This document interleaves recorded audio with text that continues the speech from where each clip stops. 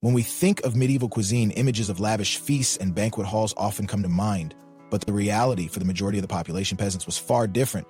These hardworking individuals sustained themselves with simple, practical meals that reflected the resources and agricultural practices of their time. In this video, we'll explore what a typical medieval peasant's diet looked like and discuss the staples that made up their daily meals, such as coarse bread, pottage, and seasonal vegetables. We'll also touch on how their diets were influenced by their work, seasons, and the rules of the medieval feudal system. Did you know that meat was a luxury rarely consumed?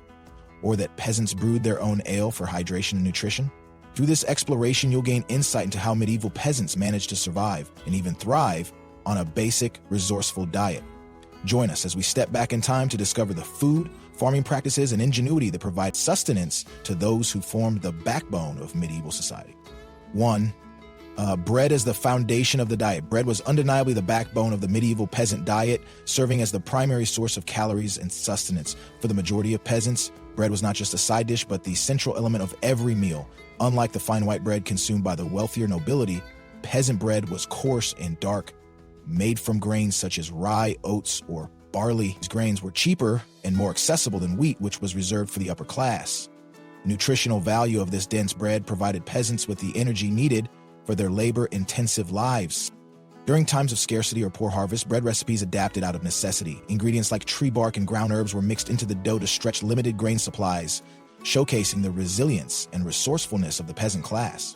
Leftover bread was rarely discarded. Instead, it was soaked and reused to thicken stews or make pottages. This frugal practice ensured that no part of their limited food resources went to waste. In the feudal system, bread also held economic significance. Grain was a highly valuable commodity, and peasants were often required to surrender a portion of their harvest as tax or rent to their feudal lords. This meant that even the bread they consumed came at a price, leaving little room for indulgence or surplus. Despite its simplicity, bread exemplified the ingenuity of medieval peasants in using the resources available to them. It provided not only sustenance, but also a sense of structure and stability in their daily lives, holding both practical and social value within their communities. 2. Porridge and grain-based meals. Grains were the backbone of a medieval peasant's diet, with porridge being one of the most commonly consumed dishes. Barley, oats, and rye were the staples, as wheat was often too expensive for the lower classes. Porridge often served as a versatile and economical meal, eaten by peasants for breakfast, lunch, or dinner. It was made by boiling grain with water or milk when available. To make the dish more palatable and diverse, peasants sometimes added vegetables, herbs, or scraps of meat, but such enhancements were only used when available. A simpler version of porridge might consist solely of grain and water. Beyond porridge, bread was a central element in the peasant diet. Bread making involved grinding grain into coarse flour, which was then combined with water to form a rough dough. The dough was sometimes baked in communal ovens. As few peasants had the means to own their own, the resulting bread was dense, heavy, and darker in color compared to the refined white bread enjoyed by wealthier classes. Black bread, made from rye or other inexpensive grains, was a staple on every peasant's table. Peasants would often dip their bread into broth or use it to scoop up other foods, maximizing its utility. Peasants also consumed gruel, which was a thinner, soup-like version of porridge. Less hearty than porridge, gruel was often a meal of necessity rather than choice, providing just enough sustenance during lean times. A recurring theme in the medieval peasant diet was the reliance on grains due to their stability and affordability. However, grain harvests heavily dictated food supply, placing immense importance on agricultural yields and leaving little room for failure. Any disruption in the grain harvest, such as bad weather or pest infestations, would lead to food shortages and widespread hunger. Grain-based meals also took the form of baked or fried cakes. Peasants used what ingredients they could scrape together to make these modest pastries, typically sweetened with honey when possible.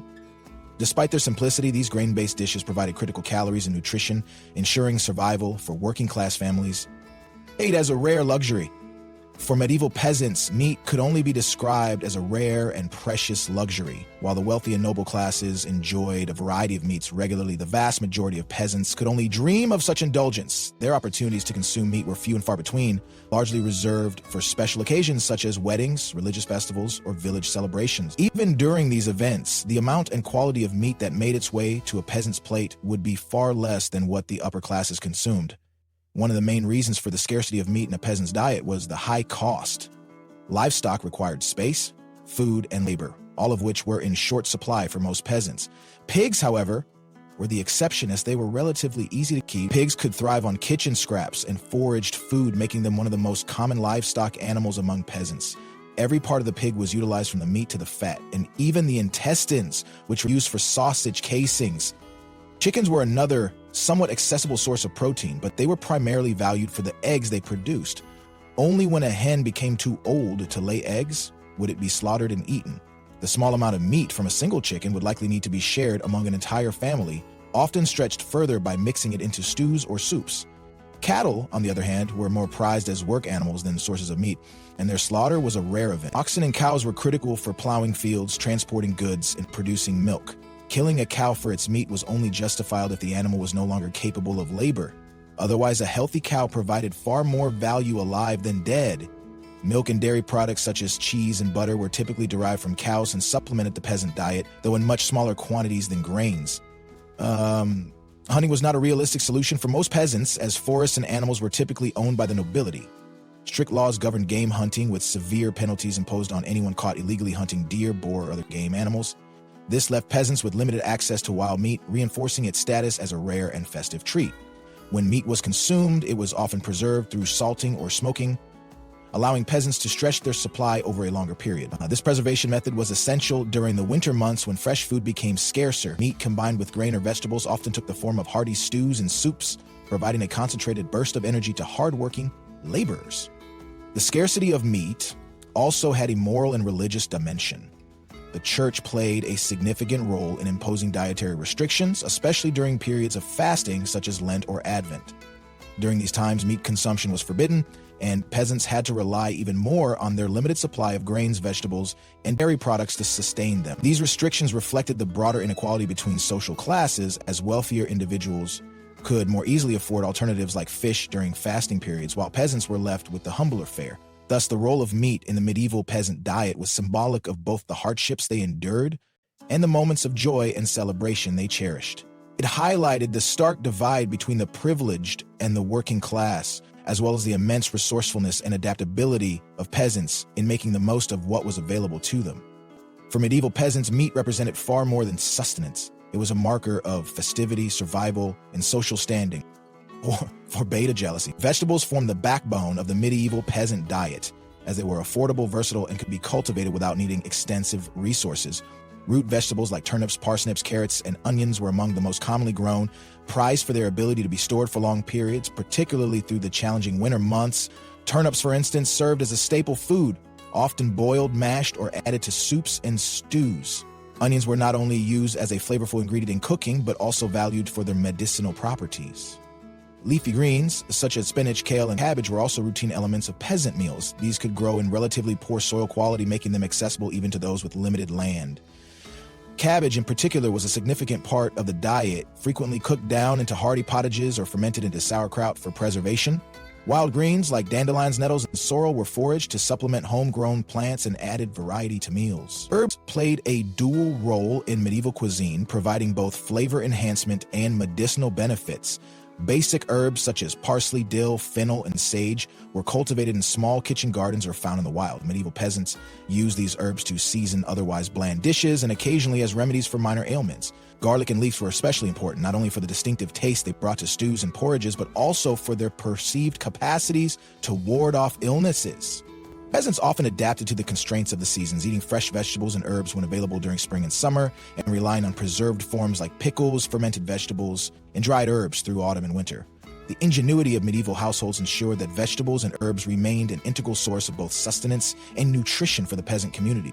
By fish as an alternative protein. During the medieval period, church-imposed dietary restrictions often shaped what peasants could eat. One of the most notable rules was the restriction on consuming meat for several days a week, as well as during religious observances such as Lent. These prohibitions made fish an essential alternative source of protein, especially for those who lived near rivers, lakes, or coastal areas. Fresh fish, while desirable, was a luxury for most peasants. Those fortunate enough to live near water bodies might catch their own fish, such as trout, pike, or carp. However, fishing rights were often controlled by feudal lords, meaning peasants needed permission to fish in certain areas. For the majority, accessing fish relied on trade or preservation techniques that enabled fish to be transported inland. Salted fish, like herring, was a primary dietary staple. Herring was often salted in barrels, which allowed it to be preserved for long periods and traded across regions. Cod, another widely consumed fish, was commonly dried into stockfish to make it lightweight and easy to store. Smoked eel was another delicacy prepared through a similar preservation method and prized for its rich flavor. Preservation techniques like salting, drying, smoking not only made fish accessible for those far from the water, but also catered to the necessity of ensuring food lasted through the harsh seasons. These methods were vital for inland areas where fresh fish was nearly impossible to access regularly. For peasants, fish was often incorporated into staple dishes like soups, stews, and pottages, providing essential protein and valuable nutrients. Despite its practicality, fish also carried symbolic significance, often associated with religious purity and observance. The consumption of fish reflected both the resilience and resourcefulness of medieval peasants who maximized their limited resources to meet both their nutritional needs and social obligations. Foraging for additional food. Foraging played a crucial role in supplementing the diets of medieval peasants, as access to varied and fresh food was often limited by their economic and social status. The surrounding environment provided an array of edible plants, nuts, mushrooms, and berries that could be harvested during specific seasons.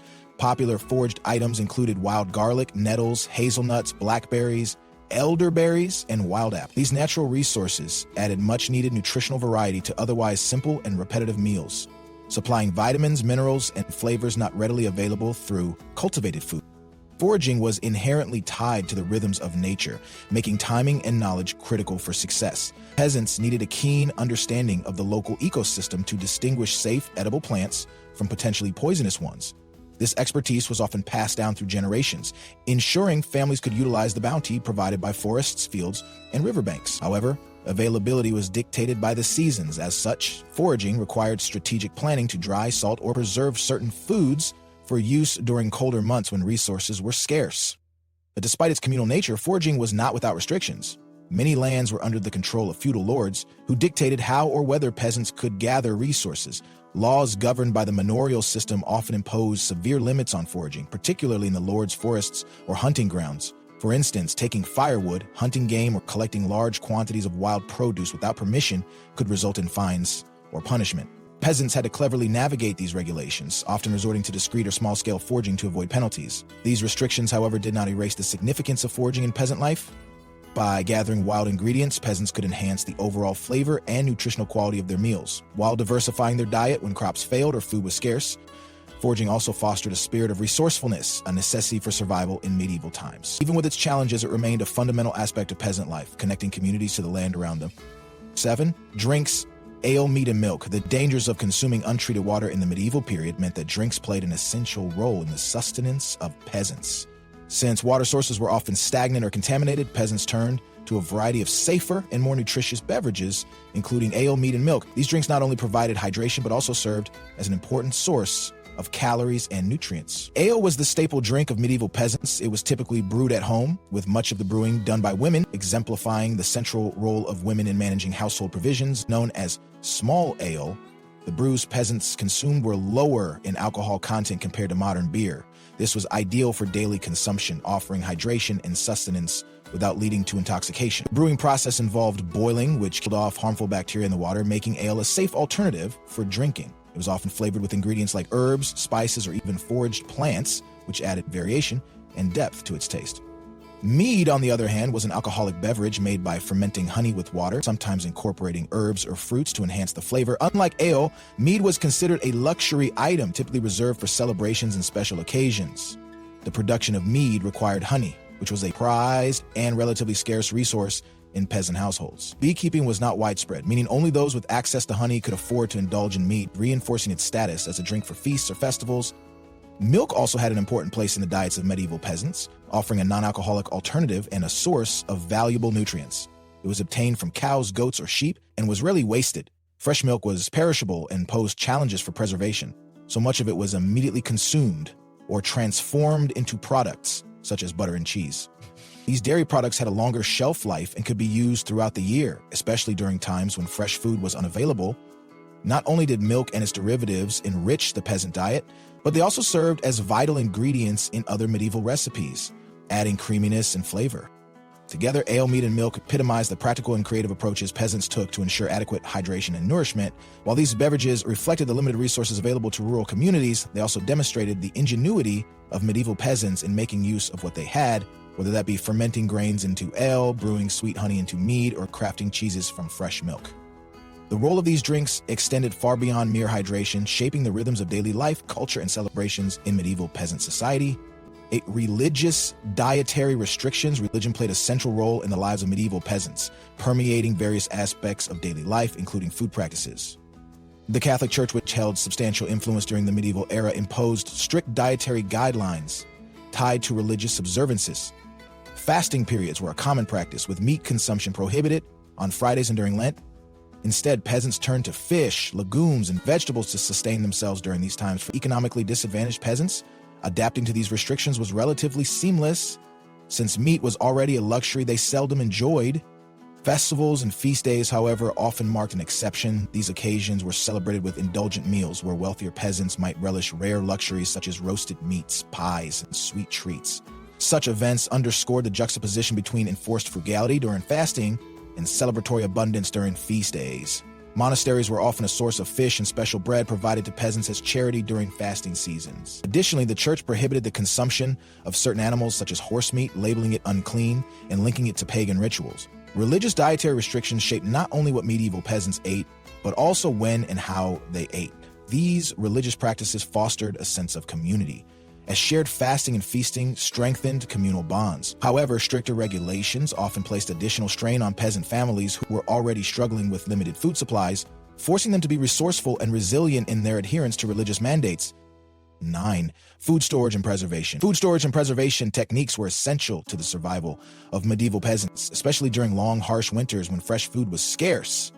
Peasant homes were usually small, with limited space for storing food. To make the most of their resources, they used simple yet practical methods to ensure provisions lasted as long as possible. Meat, for instance, was either salted or smoked, techniques that helped to prevent spoilage while maintaining its edibility over months. Salt was a valuable commodity and essential to this process, so access to sufficient salt was critically important. Grains, such as barley, rye, and oats, were staple foods and often dried to prevent mold or pests. These grains were stored in sacks or wooden barrels to keep them safe from moisture. Similarly, legumes like peas and beans were dried and stored for long-term use. Root vegetables, including turnips and carrots, were kept in root cellars, pits, or caves, where the cool, dark environment slowed spoilage. These cellars also housed other crops such as onions and garlic, which were often braided and hung to dry. Primitive forms of refrigeration were used in colder regions where peasants dug storage pits and filled them with snow or ice to maintain a cool temperature. These storage pits, though practical, often faced vulnerabilities such as predators, rodents, or thieves. Even with these precautions, food scarcity was a constant challenge, as supplies were often depleted before the arrival of the next harvest. Certain herbs, such as thyme and rosemary, were also used to preserve meat and prevent spoilage, as they were believed to possess antibacterial properties. Despite their ingenuity, medieval peasants lived precariously, knowing that a single bad harvest, pest infestation, or especially harsh winter could result in famine. Poorly stored grains or legumes could succumb to mold or insect damage, majorly impacting a family's ability to survive.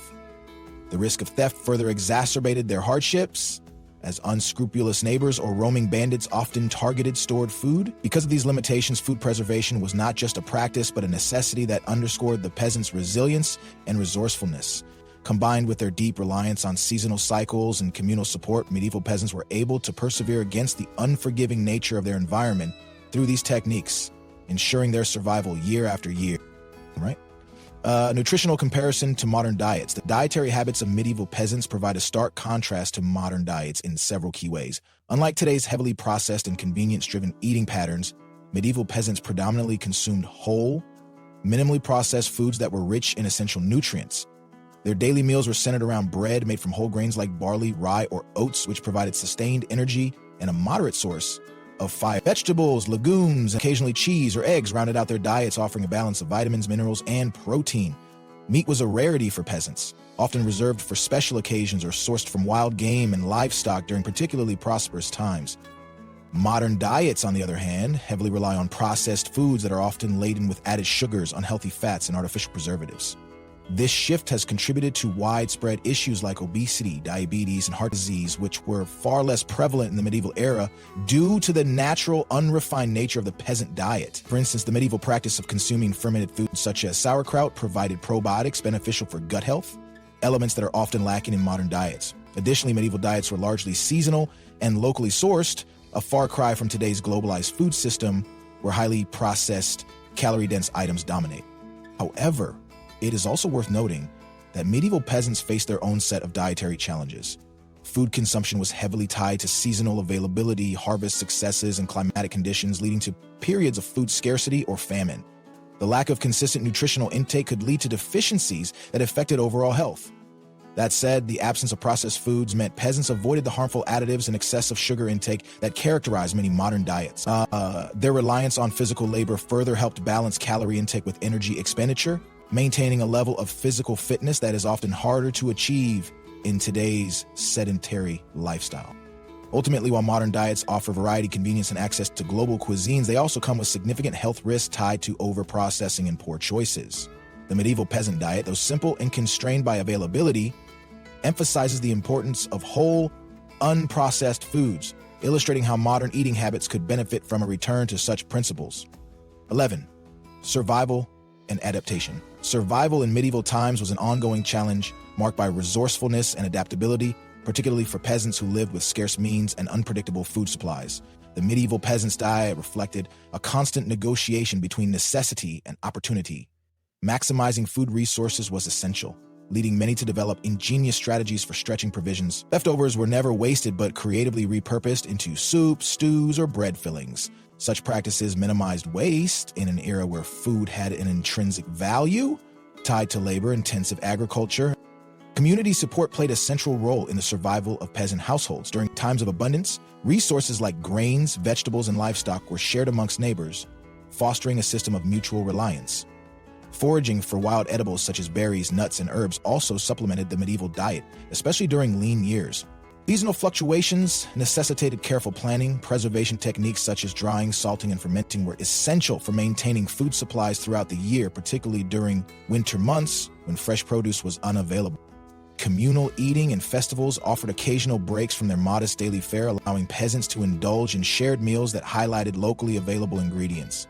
Despite the hardships, these moments underscored the resilience of medieval rural communities, highlighting their ability to adapt to environmental and economic challenges. Many of these practices, such as preserving food, foraging, and eating seasonally, are being revisited today as sustainable alternatives in the face of modern environmental concerns.